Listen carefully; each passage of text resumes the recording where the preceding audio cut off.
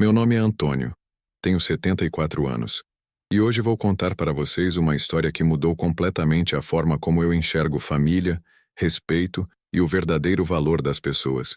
Uma história que começou com um presente, ou melhor, com dois presentes muito diferentes que revelariam o lugar que eu realmente ocupo na vida do meu próprio neto. Me escutem até o final, porque o que aconteceu naquele domingo de dezembro vai mostrar para vocês como às vezes as pessoas que mais amamos são as que menos nos valorizam, e como um simples pano de prato pode ensinar mais sobre dignidade do que qualquer discurso bonito sobre família. Era a véspera do Natal quando meu neto Gabriel, de 22 anos, chegou em casa com dois embrulhos nas mãos. Um grande, bem embalado, com papel dourado e laço vermelho. Outro pequeno, simples, quase despretensioso. Eu estava na sala assistindo ao Jornal da Tarde, quando ele entrou com aquele sorriso que eu conhecia desde criança. O mesmo sorriso que iluminava minha casa quando ele era pequeno e vinha passar as férias comigo. "Vô, trouxe uns presentes aqui", disse ele, colocando os embrulhos na mesa de centro. Meu coração se encheu de alegria. Depois de tanto tempo trabalhando, criando filhos, sendo o pilar da família, ainda havia quem se lembrava de mim nas datas especiais. Ou pelo menos era isso que eu pensava. Gabriel pegou o embrulho maior, o bonito, e disse: "Este aqui é para a avó da Marina." Marina era a namorada dele há 2 anos, uma menina simpática que eu havia conhecido apenas 3 vezes. "É um iPhone 15, vô. Ela sempre quis um celular bom, e pensei que seria legal dar de presente para ela." Eu sorri, orgulhoso. Meu neto era generoso, pensava nos outros. Isso era bom sinal, significava que eu e minha falecida esposa Conceição havíamos ajudado a criar um homem de bom coração. Mas então ele pegou o embrulho menor, o simples, e estendeu para mim. "E este aqui é seu, vô." Minhas mãos tremeram um pouco quando peguei o presente. Não pelo peso, era leve demais para ser algo significativo, mas pela emoção. Meu neto havia pensado em mim. Abri devagar, com cuidado, como sempre faço com tudo que recebo de presente. E quando o papel se desfez em minhas mãos, eu vi um pano de prato. Não era nem um pano de prato bonito, desses bordados à mão que minha Conceição costumava fazer. Era um pano comum, branco, com uma estampa simples de frutas. O tipo que você compra no supermercado por R$ 5. Fiquei olhando para aquele pano nas minhas mãos, tentando processar o que estava acontecendo. Gabriel estava ali, sorrindo e esperando minha reação, como se fosse normal, como se fosse justo, como se eu merecesse aquilo. "Gostou, vô?" Pensei que seria útil para a cozinha. Útil para a cozinha. Essas palavras ecoaram na minha cabeça como um sino fúnebre. 74 anos de vida, 50 anos trabalhando como pedreiro para sustentar minha família, criando filhos, ajudando a criar netos, e eu havia me tornado útil para a cozinha. Mas o que Gabriel não sabia, o que ninguém da minha família sabia naquele momento, era que aquele pano de prato não seria apenas um presente humilhante. Seria o estopim de uma descoberta que mudaria tudo. Porque às vezes, meus amigos, é preciso tocar o fundo do poço para descobrir que ainda temos forças para nadar até a superfície. E eu estava prestes a descobrir algo sobre mim mesmo que havia esquecido há muito tempo. Algo que faria meu neto repensar não apenas os presentes que dá, mas o valor que atribui às pessoas que realmente importam em sua vida. Fiquem comigo até o final, porque esta história está apenas começando. E o que aconteceu depois daquele domingo mudou não apenas minha vida, mas a forma como toda a minha família me vê hoje. Deixe-me voltar ao começo da minha história, para que vocês entendam quem eu sou e como cheguei até aqui. Nasci em 1950, numa cidadezinha do interior de Minas Gerais, onde as casas tinham um quintal grande e todo mundo se conhecia pelo nome. Meu pai, seu João, era carpinteiro, e minha mãe, Dona Maria, costureira. Éramos uma família simples, mas unida por valores que hoje parecem ter se perdido no tempo. Lembro-me perfeitamente do cheiro de serragem que sempre impregnava as roupas do meu pai quando ele voltava do trabalho. Ele chegava em casa com as mãos calejadas, mas sempre com um sorriso no rosto e uma história para contar sobre algum móvel que havia terminado naquele dia. "Antônio", ele me dizia, sentando na varanda depois do jantar, "um homem se mede pela forma como trata as pessoas, não pelo que tem no bolso." Minha mãe passava as tardes na máquina de costura, uma Singer antiga que fazia um barulho ritmado que se tornou a trilha sonora da minha infância. Ela costurava para as famílias da cidade, desde vestidos de festa até uniformes escolares. Eu ficava sentado no chão do quarto dela, brincando com retalhos de tecido, enquanto ouvia as conversas das clientes que vinham provar as roupas. Era ali que eu aprendia sobre a vida, sobre as pessoas, sobre como cada família tinha suas alegrias e suas dificuldades. Cresci vendo meus pais trabalharem duro, mas sempre com dignidade. Nunca tivemos muito dinheiro, mas nossa mesa nunca esteve vazia. Minha mãe tinha o dom de transformar poucos ingredientes numa refeição farta e saborosa. O feijão com arroz dela tinha um gosto especial, temperado com amor e servido em pratos que ela mesma lavava com cuidado depois de cada refeição. Na escola, eu era um menino aplicado, mas não brilhante. Gostava de matemática e tinha facilidade com números, algo que meu professor, seu Benedito, sempre elogiava. Esse menino tem cabeça para os negócios, ele dizia para meus pais nas reuniões. E talvez ele estivesse certo, porque desde pequeno eu sonhava em ter meu próprio negócio, em construir algo com minhas próprias mãos, assim como meu pai fazia com a madeira. Aos 15 anos, comecei a trabalhar meio período numa loja de materiais de construção. Era responsável por organizar o estoque e ajudar os clientes a encontrarem o que precisavam. O dono da loja, seu Geraldo, era um homem rígido, mas justo, que me ensinou a importância da pontualidade, da honestidade e do atendimento respeitoso. Cliente satisfeito volta sempre, ele repetia, e traz outros junto. Foi nessa época que conheci Rosa, uma menina de cabelos castanhos e sorriso tímido que estudava na escola do outro lado da praça. Ela tinha 16 anos e sonhava em ser professora. Nos encontrávamos aos domingos depois da missa, caminhando pela praça principal enquanto conversávamos sobre nossos sonhos e planos para o futuro. Rosa falava com paixão sobre ensinar crianças, sobre fazer a diferença na vida delas, e eu me apaixonava mais a cada palavra. Nosso namoro durou 3 anos. 3 anos de cartas escritas à mão, de encontros na praça, de conversas intermináveis sobre como seria nossa vida juntos. Rosa me incentivava a estudar, a buscar oportunidades maiores que nossa pequena cidade podia oferecer. Você tem potencial, Antônio, ela me dizia, segurando minha mão enquanto caminhávamos. Não se contente com pouco. Aos 18 anos tomei uma decisão que mudaria minha vida para sempre. Mudei para Belo Horizonte em busca de melhores oportunidades. Rosa ficou na cidade para terminar o magistério, mas prometemos que nos reencontraríamos assim que ela se formasse. A despedida foi dolorosa, mas estávamos cheios de esperança e determinação. Na capital, consegui emprego numa empresa de materiais de construção, começando como auxiliar de estoque.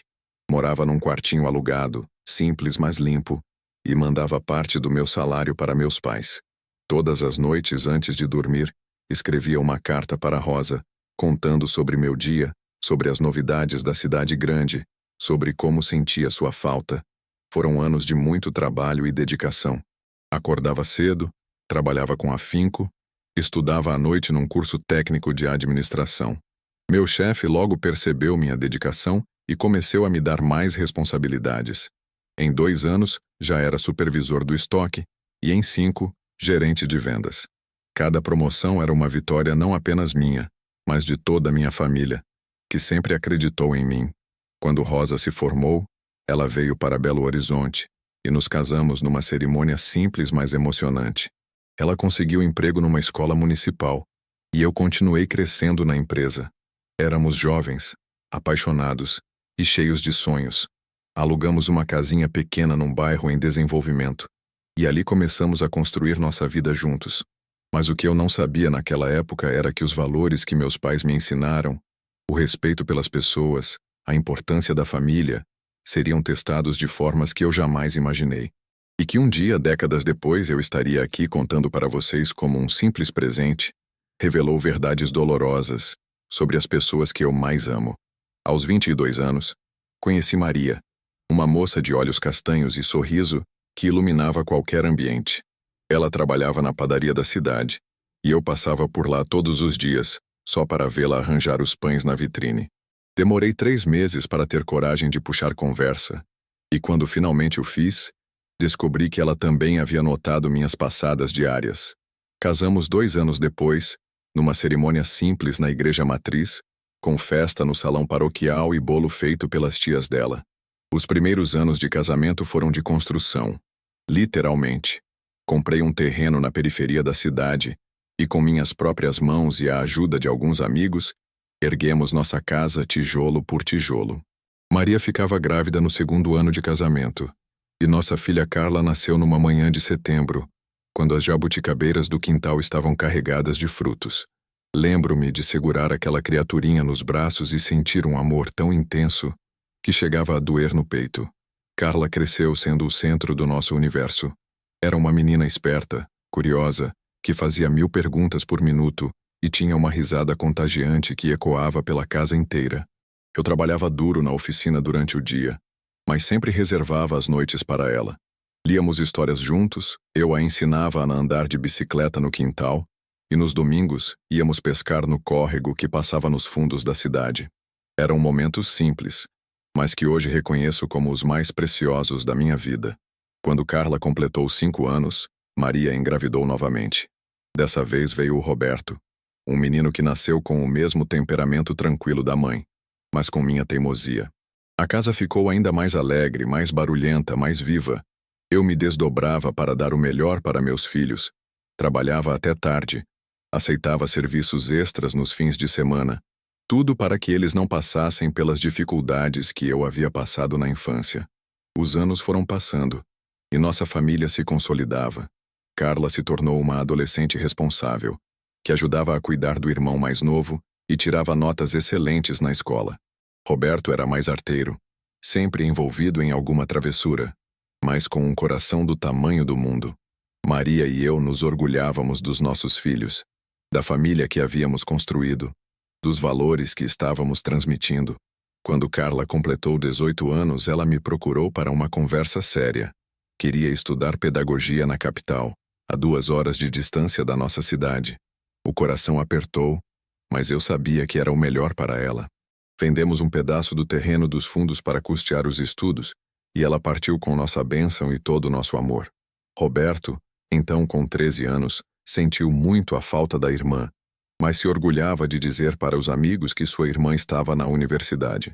Durante os 4 anos de faculdade, Carla voltava para casa nos fins de semana e feriados. Ela nos contava sobre as aulas, os professores, os novos amigos que havia feito. Era evidente que ela estava crescendo, amadurecendo, se tornando uma mulher independente, e eu me sentia realizado vendo que minha filha estava conquistando seus sonhos, mesmo que isso significasse que ela estava se afastando fisicamente de nós. Foi no último ano da faculdade que ela nos apresentou o Marcos, um rapaz da capital que estudava administração. Ele era educado, respeitoso, e era óbvio que amava minha filha.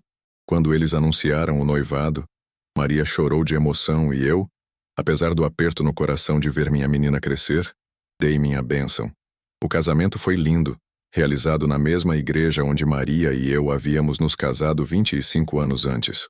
Carla e Marcos se estabeleceram na capital, onde ambos conseguiram bons empregos.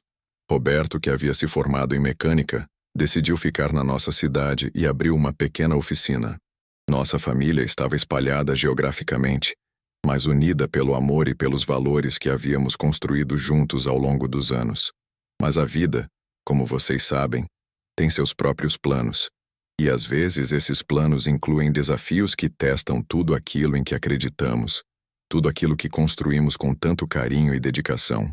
Quando Carla completou 15 anos, eu comecei a perceber que minha filha estava se tornando uma pessoa diferente daquela criança doce que brincava no meu colo. Não era algo ruim, entendam. Era apenas diferente.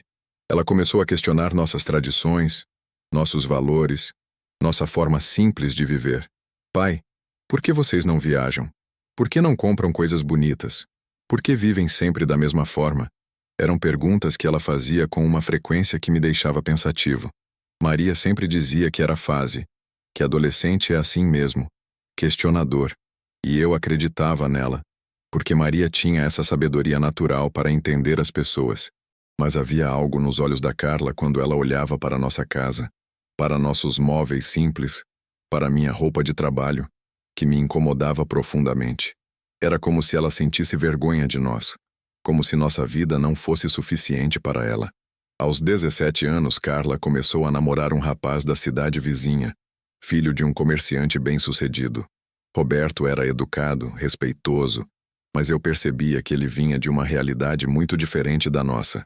A família dele tinha carro do ano, casa grande, viajava nas férias, e isso começou a criar uma distância entre nós que eu não sabia como diminuir. Pai, o Roberto disse que o pai dele pode me dar um emprego na loja. Ela me contou um dia, com os olhos brilhando de uma forma que eu não via há muito tempo. É uma oportunidade, pai. Eu posso aprender sobre negócios, ganhar meu próprio dinheiro. Eu não podia negar que era uma boa oportunidade, mas algo no meu coração apertava quando eu pensava em minha filha trabalhando para outra família, aprendendo outros valores, se afastando ainda mais de nós. Maria me aconselhava a deixar Carla voar, a não segurar demais. Antônio, ela precisa descobrir o mundo. Se a gente segurar muito, ela vai se afastar ainda mais. E eu sabia que minha esposa estava certa, mas era difícil aceitar que minha filha estava crescendo e que talvez nossa forma de vida não fosse mais suficiente para ela. Aos 19 anos, Carla se casou com Roberto. Foi um casamento bonito, numa igreja da cidade dele com muitos convidados que eu não conhecia. Eu me senti deslocado naquele ambiente, com meu terno emprestado e meus sapatos que eu havia engraxado 3 vezes para tentar disfarçar o desgaste. Mas ver minha filha feliz, radiante naquele vestido branco, fez tudo valer a pena. Eles se mudaram para a cidade dele, a 2 horas de distância da nossa. No início, Carla vinha nos visitar todo fim de semana. Trazia Roberto, conversávamos sobre a vida, sobre os planos deles. Mas aos poucos as visitas foram ficando mais espaçadas. Primeiro, vieram a cada 15 dias. Depois, uma vez por mês. E então, apenas nos feriados importantes. Quando Carla engravidou do primeiro filho, eu e Maria ficamos eufóricos. Íamos ser avós. Eu já imaginava ensinando meu neto a pescar no rio, a plantar na horta, a consertar coisas com as mãos. Mas quando Pedro nasceu, eu percebi que minha filha tinha outros planos para a educação dele. Pai, eu quero que o Pedro tenha todas as oportunidades que eu não tive. Ela me disse um dia, segurando o bebê no colo. Quero que ele estude em boas escolas, que aprenda inglês, que viaje, que conheça o mundo. Eu não via problema algum nisso, claro. Todo pai quer o melhor para os filhos.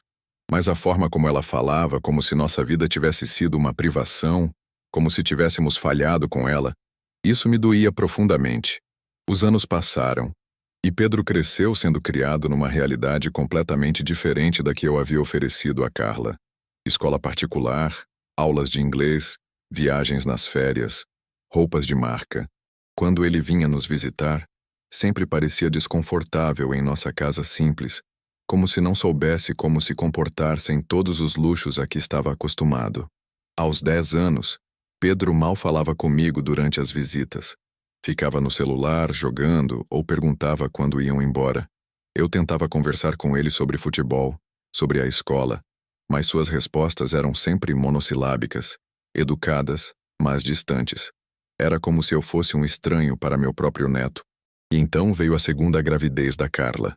Mais uma vez a alegria de saber que teríamos outro neto. Mas desta vez, eu já sabia que seria diferente. Que este neto também seria criado longe de nós, longe dos nossos valores, da nossa simplicidade, da nossa forma de amar. Quando Lucas nasceu, eu tinha 58 anos. Maria estava começando a sentir os primeiros sinais da doença que, anos depois, a levaria de nós.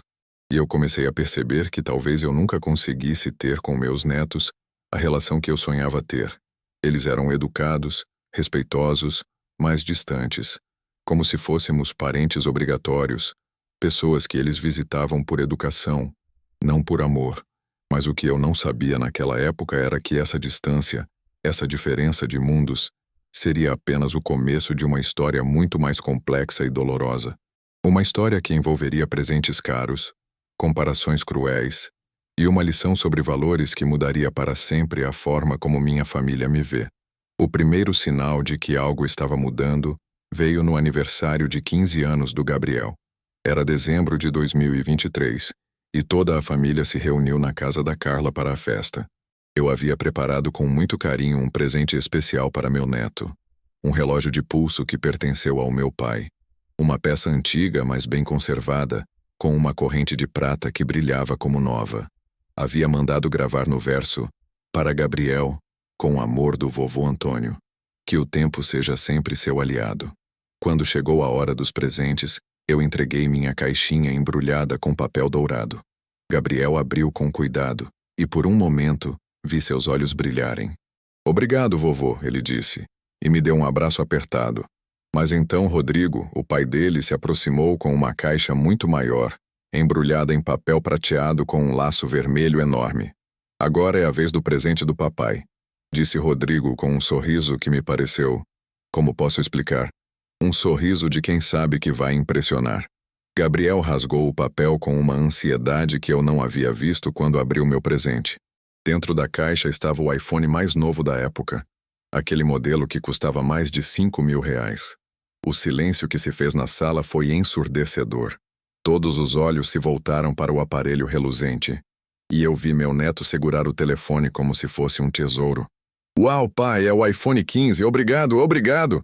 Ele gritou, pulando de alegria. E ali naquele momento eu senti algo que nunca havia sentido antes. Meu presente, aquele relógio cheio de história e significado, havia se tornado invisível.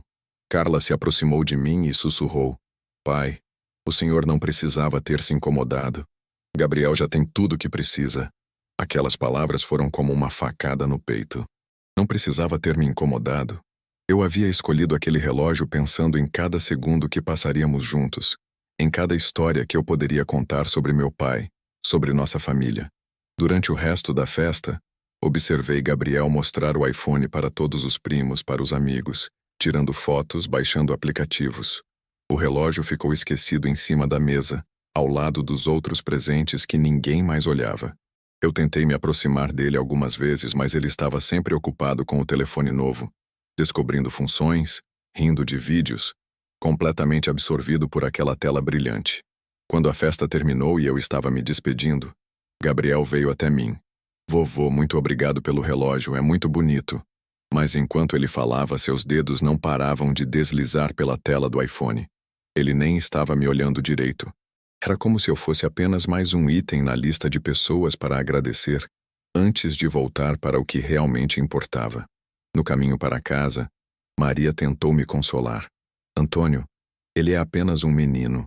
Você sabe como são os jovens hoje em dia com essas tecnologias.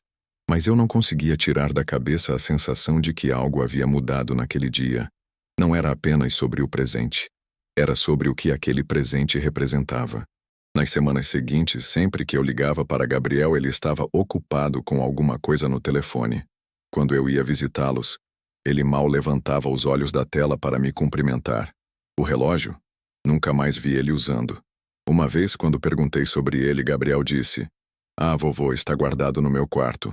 É que eu já tenho o horário no celular, sabe?" Foi então que comecei a perceber um padrão. Rodrigo sempre chegava com presentes caros. Tênis de marca, videogames, roupas de grife. E sempre fazia questão de anunciar o preço, como se o valor monetário fosse a medida do amor. Esse tênis custou R$ 800, Gabriel. Só o melhor para meu filho. E Gabriel, naturalmente, começou a associar o valor das coisas com o valor do afeto. Eu, por outro lado, continuava levando presentes feitos com carinho. Um álbum de fotos da família que eu mesmo organizei. Um livro de histórias que eu havia lido quando era criança. Uma planta para ele cuidar e aprender sobre responsabilidade.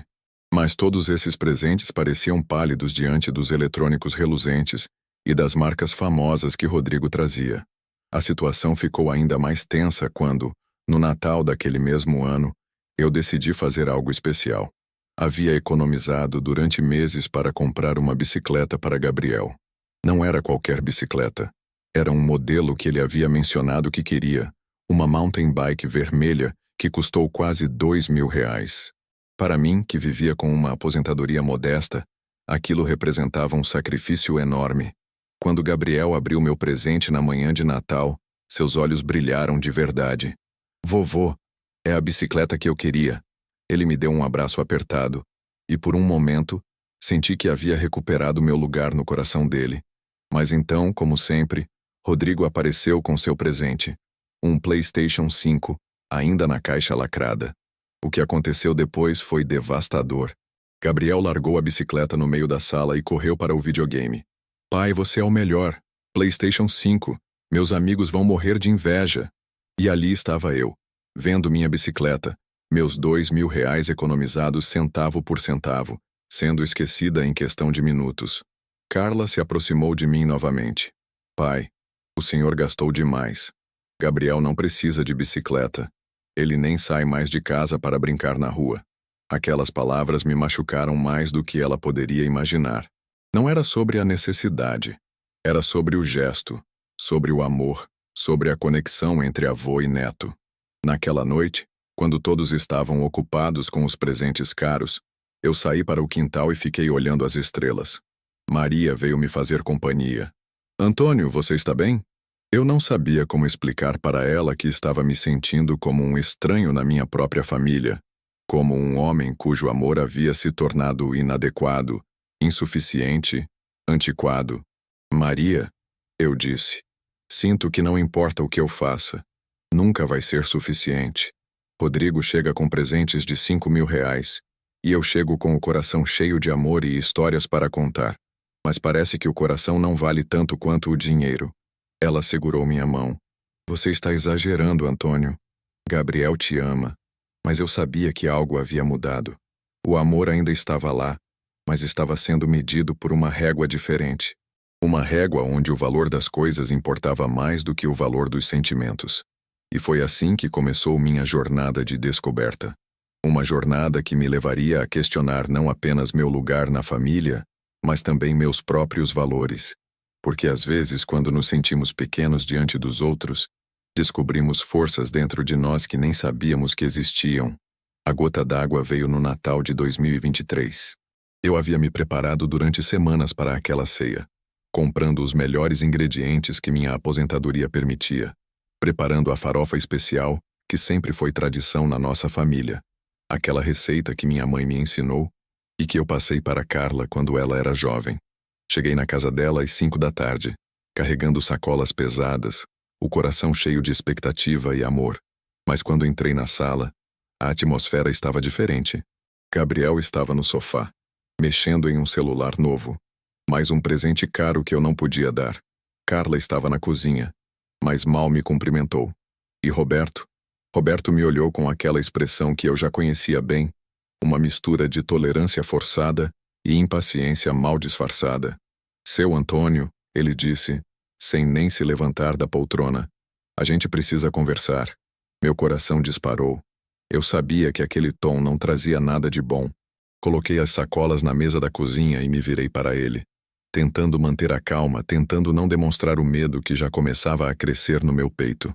Olha, Roberto continuou, eu sei que o senhor tem boas intenções, mas a gente precisa ser prático aqui. Gabriel está crescendo, precisa de espaço, de privacidade. E, sinceramente, essas visitas constantes estão atrapalhando a dinâmica da nossa família. Eu senti como se o chão tivesse desaparecido debaixo dos meus pés. Visitas constantes? Perguntei, minha voz saindo mais fraca do que eu gostaria. Roberto, eu sou o avô do Gabriel. Não são visitas, é família. É, eu sei, ele respondeu, mas o tom dele deixava claro que ele não concordava. Mas vamos ser honestos aqui. O senhor não tem muito a oferecer para o Gabriel além de histórias do passado. O menino precisa se focar no futuro, em oportunidades reais. E essas comparações constantes entre o que a gente dá para ele e o que o senhor pode dar, isso não é saudável. Cada palavra era como uma facada.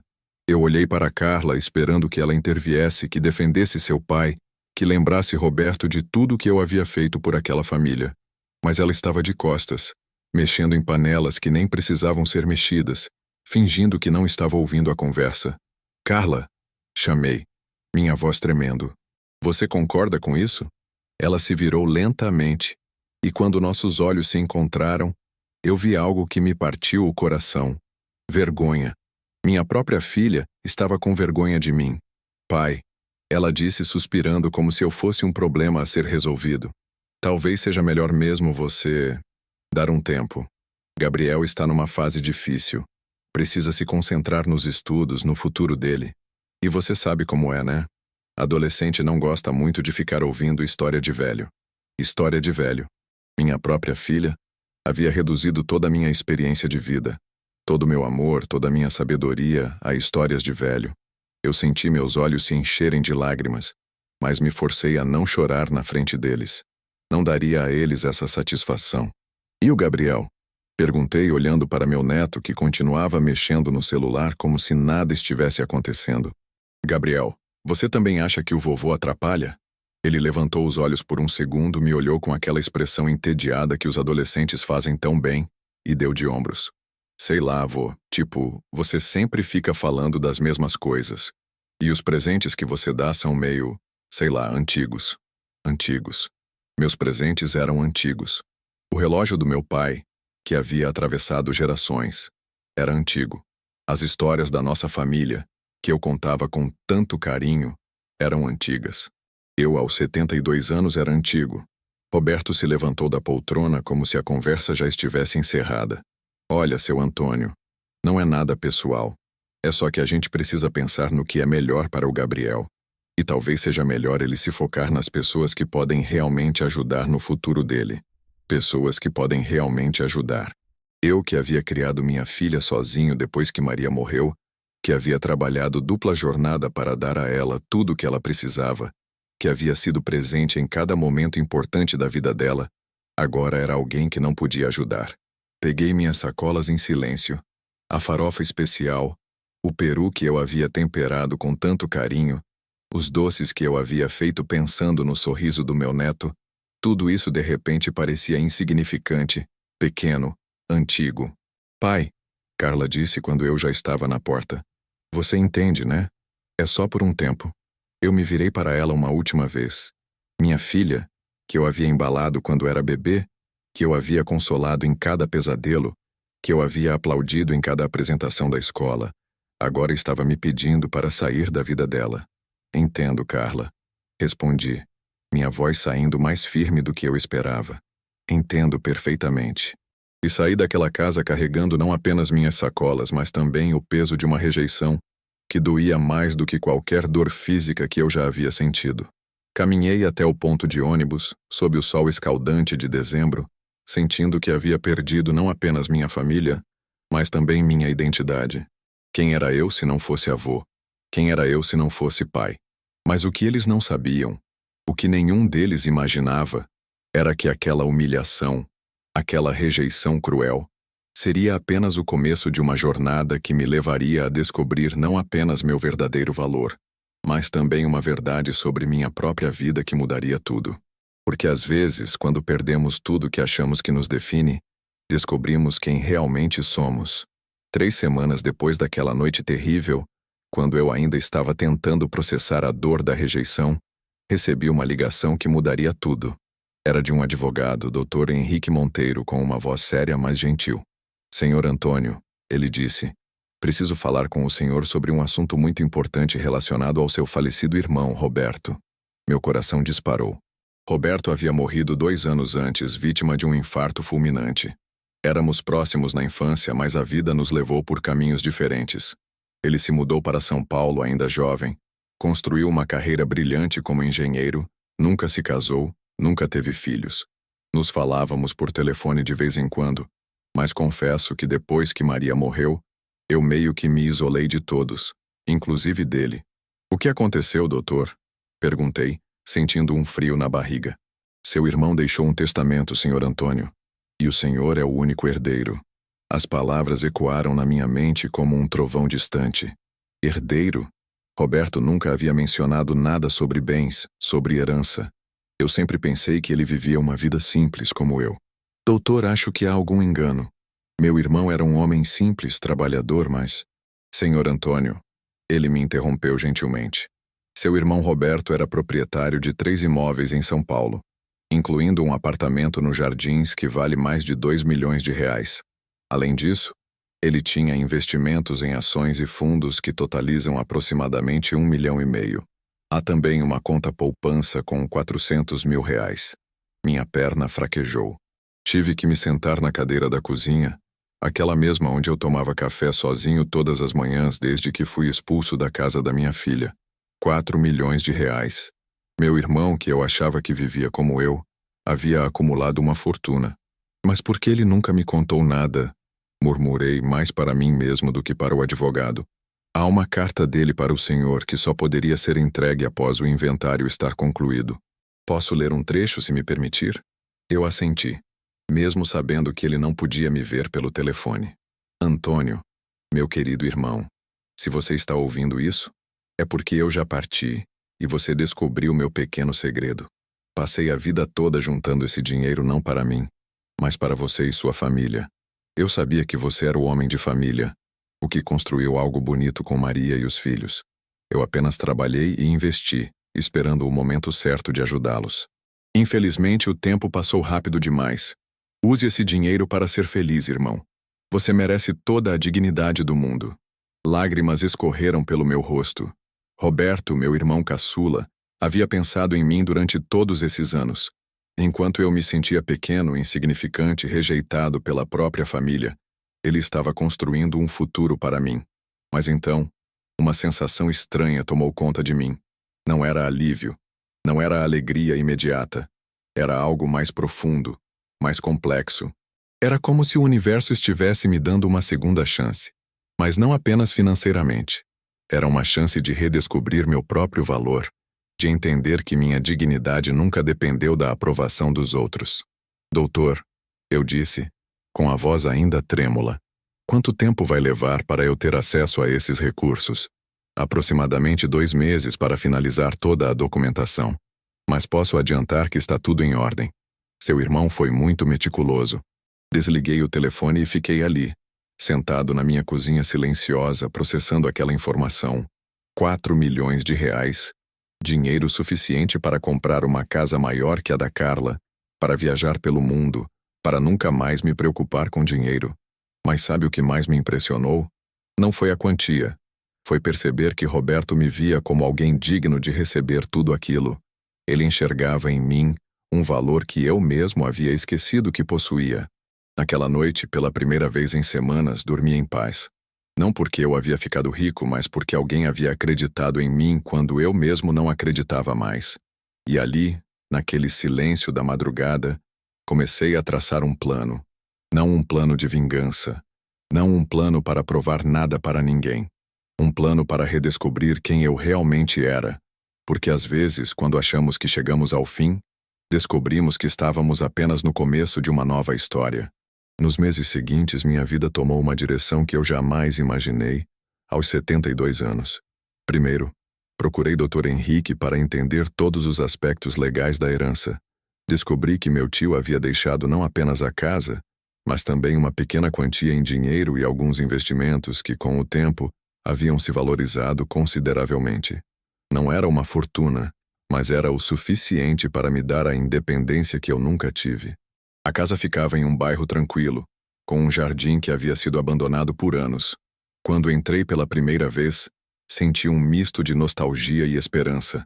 As paredes precisavam de pintura, o piso de alguns reparos, mas havia algo ali que me chamava. Era como se aquela casa estivesse esperando por mim, esperando para se tornar um lar novamente. Comecei devagar. Contratei um pedreiro para os reparos mais urgentes, um pintor para renovar as paredes. Escolhi cores claras que trouxessem luz e vida para os ambientes. Cada decisão era minha. Cada escolha refletia meu gosto, meus sonhos. Pela primeira vez em décadas eu não precisava pedir permissão, não precisava justificar meus gastos, não precisava ouvir que estava exagerando ou gastando demais. O jardim se tornou meu projeto especial. Plantei rosas, como minha mãe fazia quando eu era criança. Criei um pequeno canteiro de temperos, manjericão, alecrim, salsinha. Instalei um banco de madeira debaixo da jabuticabeira, que já existia no quintal. Era ali que eu sentava todas as manhãs, tomando meu café e planejando o dia. Mas o mais importante não era a reforma da casa, era a reforma de mim mesmo. Comecei a frequentar um grupo de idosos no centro comunitário do bairro. Conheci pessoas incríveis. Dona Marta, que aos 80 anos ainda dava aulas de crochê. Seu João, viúvo como eu, que havia descoberto a paixão pela jardinagem depois dos 70. Dona Rosa, que contava histórias da época em que trabalhava como enfermeira e fazia todos rirem com suas aventuras. Foi Dona Marta quem me sugeriu que eu me inscrevesse no curso de informática para a terceira idade. Antônio, ela disse, o mundo mudou e nós podemos mudar com ele. No início, eu resistia. Computador, internet, essas coisas pareciam tão distantes da minha realidade. Mas algo dentro de mim, talvez a mesma coragem que me fez aceitar a herança, me fez aceitar o desafio. As primeiras aulas foram difíceis. Meus dedos, acostumados com ferramentas e máquinas, pareciam desajeitados no teclado. Mas a professora, uma jovem chamada Beatriz, tinha uma paciência infinita. Seu Antônio, ela dizia, não é sobre velocidade, é sobre descoberta. E ela estava certa. Cada nova função que eu aprendia, cada site que conseguia navegar, era como abrir uma nova porta. Foi através da internet que descobri um mundo que eu não sabia que existia. Grupos de pessoas da minha idade compartilhando experiências, receitas, histórias. Aprendi sobre jardinagem orgânica, sobre técnicas de marcenaria que eu nunca havia conhecido, sobre lugares do mundo que eu sonhava em conhecer. Mas o mais surpreendente foi quando descobri as redes sociais. Beatriz me ajudou a criar um perfil, e eu comecei a postar fotos do meu jardim, das peças de madeira que eu ainda fazia como hobby. Para minha surpresa, as pessoas gostavam, comentavam, faziam perguntas. Eu estava me conectando com o mundo de uma forma que nunca imaginei ser possível. Durante esse período eu não tive nenhum contato com meus filhos. Não por raiva ou ressentimento, mas porque eu estava ocupado demais vivendo. Pela primeira vez em anos eu acordava animado, com planos, com propósito. Não era mais o pai rejeitado, o avô indesejado. Eu era Antônio, um homem de 72 anos que estava redescobrindo a vida. 6 meses depois de me mudar, eu estava irreconhecível. Havia perdido peso, minha postura estava mais ereta, meus olhos brilhavam novamente. O jardim estava florescendo, a casa estava acolhedora, e eu havia encontrado uma comunidade de pessoas que me valorizavam pelo que eu era, não pelo que eu podia oferecer. Foi então que decidi dar o próximo passo do meu plano. Não um plano de vingança, mas um plano de dignidade. Eu ia mostrar para meus filhos e para mim mesmo quem eu realmente era. O momento da verdade chegou 6 meses depois, numa tarde de domingo ensolarada. Eu estava no jardim da casa do meu tio, agora minha casa, regando as roseiras que havia plantado, quando vi um carro conhecido estacionando na frente. Era Carlos, meu filho mais velho, acompanhado de Carla e das crianças. Meu coração disparou, mas desta vez não era de medo ou ansiedade. Era de uma estranha mistura de nervosismo e paz. Eu sabia que este momento chegaria e estava preparado. Carlos desceu do carro com uma expressão que eu não via há muito tempo. Uma mistura de constrangimento e curiosidade. As crianças correram na minha direção gritando vovô, e naquele momento, toda a mágoa que eu carregava se dissolveu como açúcar na chuva. Eu os abracei com uma força que vinha do fundo da alma, sentindo o cheiro dos cabelos deles, ouvindo suas risadas cristalinas. Pai, disse Carlos, se aproximando devagar. Nós precisamos conversar. Carla ficou um pouco atrás, claramente desconfortável, mas eu podia ver nos olhos dela algo diferente. Não era mais aquela frieza calculista. Era quase respeito. Claro, filho, respondi, minha voz firme e serena. Vamos sentar na varanda. Fiz limonada. Enquanto eu servia as bebidas, senti o peso dos olhares dele sobre mim. A casa estava impecável, o jardim florido, e eu estava diferente. Mais ereto, mais confiante, vestindo uma camisa de linho branca que havia comprado numa boutique do centro. Não era mais o velho que implorava por um cantinho na casa dos filhos. Pai, Carlos começou, a voz embargada. Nós soubemos da herança. E soubemos também do que você tem feito aqui. Os vizinhos comentaram sobre suas aulas de violão, sobre como você tem ajudado as crianças da comunidade. Eu tomei um gole da minha limonada, saboreando não apenas o líquido refrescante, mas o momento. E o que vocês vieram fazer aqui, Carlos? Viemos pedir desculpas, disse ele. E pela primeira vez em anos vi lágrimas nos olhos do meu filho. Pai, nós erramos. Erramos muito. Você nunca foi um fardo. Você sempre foi Você sempre foi nosso pai, e nós te tratamos como se fosse um estranho inconveniente. Carla se aproximou, e para minha surpresa, ela também tinha os olhos marejados. Seu João, disse ela, usando o tratamento respeitoso que não ouvia há anos. Eu fui terrível com o senhor. Eu deixei meu orgulho e minha ambição falarem mais alto que a gratidão. O senhor cuidou dos meus filhos, nos ajudou quando precisávamos e eu só conseguia ver problemas onde havia amor. As crianças brincavam no jardim, alheias à conversa dos adultos, e eu as observei por um momento antes de responder. Elas eram a razão pela qual eu havia aguentado tanto, a razão pela qual eu nunca desisti completamente da minha família. Vocês sabem, comecei, minha voz calma, mas carregada de emoção. Quando vocês me pediram para sair daquela casa, eu pensei que minha vida havia acabado. Pensei que aos 72 anos eu não tinha mais nada a oferecer ao mundo, que eu era apenas um peso morto esperando a hora de partir. Carlos baixou a cabeça, claramente envergonhado. Mas vocês sabem o que descobri? Descobri que vocês não me expulsaram de casa. Vocês me libertaram para descobrir quem eu realmente sou.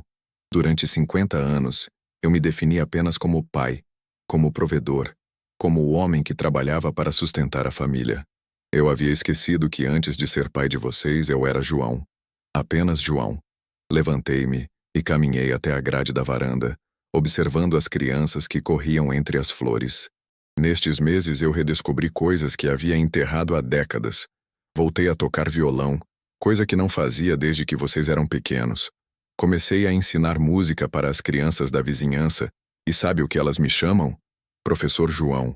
Não vovô João, não o velho João. Professor João. Virei-me para eles, e vi que tanto Carlos quanto Carla estavam chorando silenciosamente.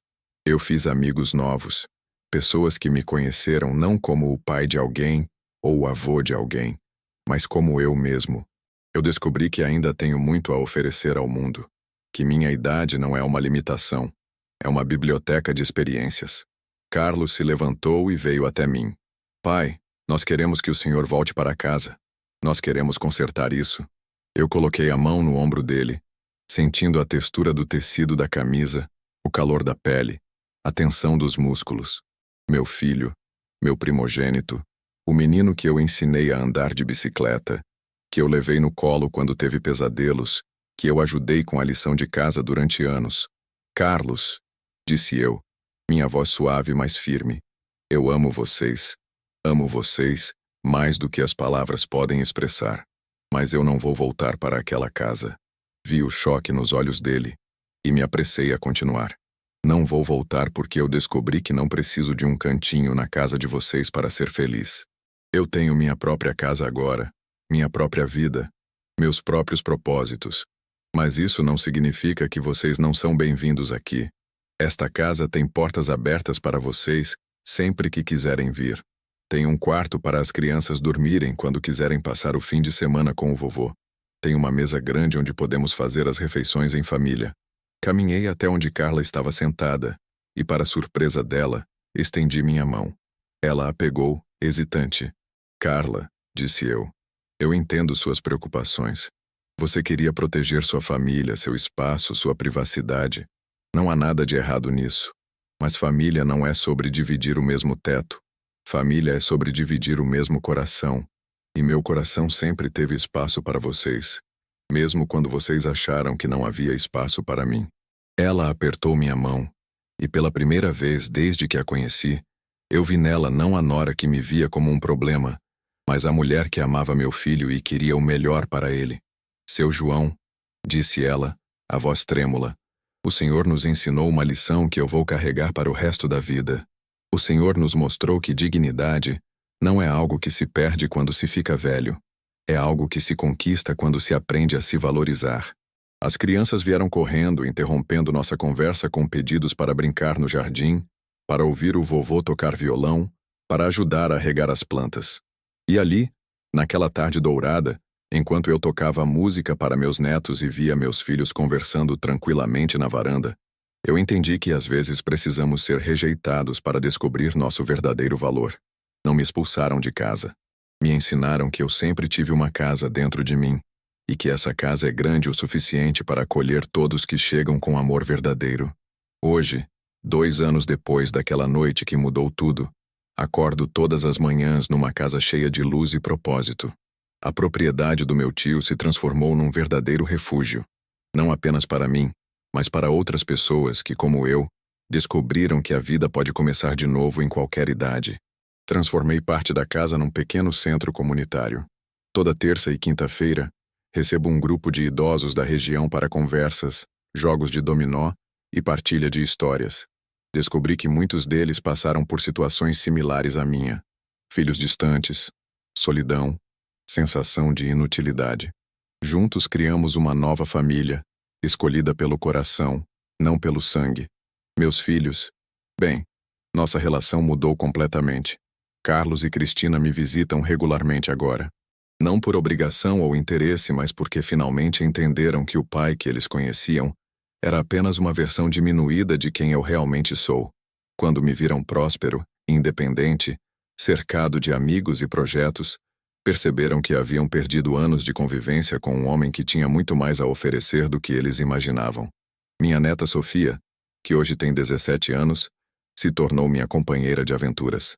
Ela me ajuda com os projetos da casa, aprende comigo sobre jardinagem e carpintaria, e eu a ensino sobre a vida com uma perspectiva que só a experiência pode dar. Ela me disse uma vez: "Vovô, você é a pessoa mais corajosa que eu conheço. Você não teve medo de recomeçar quando todo mundo achava que era tarde demais." E ela tem razão. Aos 74 anos, descobri que coragem não é não ter medo. Coragem é sentir medo, e mesmo assim, escolher viver com dignidade. É aceitar que algumas pessoas vão nos decepcionar. Mas isso não significa que devemos nos decepcionar conosco mesmos. A herança do meu tio não foi apenas financeira. Foi uma herança de possibilidades. Ele me deixou não apenas uma casa e recursos, mas uma lição. Nunca é tarde para ser quem você realmente é. Nunca é tarde para exigir o respeito que você merece. Nunca é tarde para construir a vida que você sempre quis viver. Hoje, quando olho para trás, não sinto mais raiva ou mágoa. Sinto gratidão. Gratidão por ter sido forçado a sair da minha zona de conforto. Gratidão por ter descoberto que eu era muito mais forte e capaz do que imaginava. Gratidão por ter aprendido que o amor verdadeiro não diminui nossa dignidade. Ele a fortalece. Minha rotina agora é rica e significativa. Acordo cedo, cuido do jardim, leio os jornais, recebo amigos, trabalho nos meus projetos. 2 vezes por semana, vou à cidade para encontros do grupo de investidores locais. Sim, me tornei um pequeno investidor, aplicando parte da herança em negócios da região. Descobri que tenho um bom olho para oportunidades, talvez pela experiência de uma vida inteira observando e aprendendo. Aos finais de semana, minha casa se enche de vida. Não apenas meus filhos e netos, mas os amigos que fiz, os vizinhos que se tornaram família, as pessoas que encontraram em mim um porto seguro. Cozinho para todos. Descobri que adoro cozinhar quando é por prazer, não por obrigação. Fazemos churrascos no quintal, jogamos cartas, contamos histórias, rimos até doer a barriga. E sabe o que é mais bonito? Meus filhos agora me procuram para conselhos. Não sobre dinheiro ou problemas práticos, mas sobre a vida. Sobre como lidar com frustrações, como encontrar propósito, como envelhecer com dignidade. Eles perceberam que o homem que eles achavam que conheciam tinha uma sabedoria profunda que só se revela quando somos respeitados e valorizados. Há algumas semanas, Carlos me disse algo que me emocionou profundamente. Pai, eu peço desculpas por ter demorado tanto para ver quem você realmente é. Você não é apenas meu pai. Você é um homem admirável. E eu quero aprender com você como envelhecer com tanta dignidade e alegria. Essas palavras valeram mais do que qualquer herança material, porque me mostraram que o maior legado que podemos deixar não são bens ou dinheiro, mas o exemplo de como viver com integridade, mesmo quando tudo parece perdido. Hoje, quando me olho no espelho, vejo um homem realizado, não porque minha vida foi perfeita, mas porque aprendi a transformar as imperfeições em oportunidades de crescimento. Vejo um homem que não se curvou diante da rejeição, mas se ergueu com mais força. Vejo um homem que descobriu que o verdadeiro sucesso não é ser amado por todos, mas ser respeitado por aqueles que realmente importam, começando por nós mesmos. E você, que me escutou até aqui, que talvez esteja passando por algo similar, eu quero que saiba: nunca é tarde para recomeçar. Nunca é tarde para exigir o respeito que você merece. Nunca é tarde para descobrir que você é muito mais forte e valioso do que qualquer pessoa, incluindo família, pode fazer você acreditar. A vida não termina quando somos rejeitados. Ela recomeça quando decidimos que merecemos mais. E você merece. Todos nós merecemos. Então eu pergunto: e você? Se estivesse na minha situação, continuaria em silêncio por amor ou falaria por dignidade? Porque às vezes a maior prova de amor que podemos dar para nós mesmos e para os outros é ter a coragem de exigir que nos tratem como merecemos ser tratados.